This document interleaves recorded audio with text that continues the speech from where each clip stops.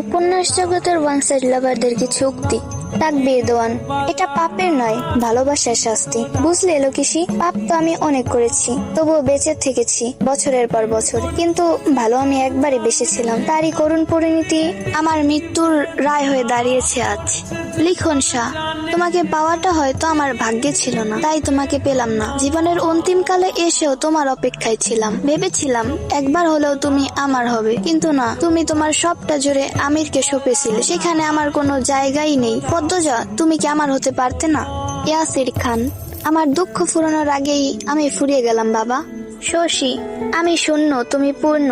আমি হারিয়েছি, তুমি পেয়েছো। আজ আমি কাঁদছি, হয়তো কোনো একদিন চুপ হয়ে যাব। এইভাবে আমার মানুষটা তোমার, আমার স্বপ্ন তোমার, আমার ভালোবাসা তোমার, আমার দুঃখ তোমার। সামিয়া, আপনাকে পেতে সৌভাগ্য নিয়ে জন্মাতে হয় সাহেব। আমি যে অভাগী। তরুনিধি, ঠিক কইছো। আমি জয় ভাইকে অনেক ভালোবাসি, কিন্তু জয় ভাই আমাকে ভালোবাসেনি। লারা, মিথ্যে হলেও একবার ভালোবাসি বলবে রিত।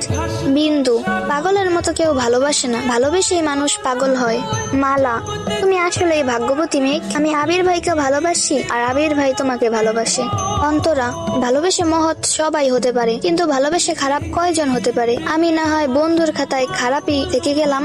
তাকোয়া, ছোট্ট একটা জীবনে আপনি কিন্তু আমার হলেও পারতেন মিনিস্টার সাহেব। শান্তা, দেখলেন, আপনি আমারে ভালোবাসেন না, সে আপনারে ভালোবাসে না। আপনি তো তারে ছিনিয়ে নিজের করে নিবেন, আর আমি হতভাগী তো ভিক্ষা চেয়েও আপনাকে নিজের করে পাবো না।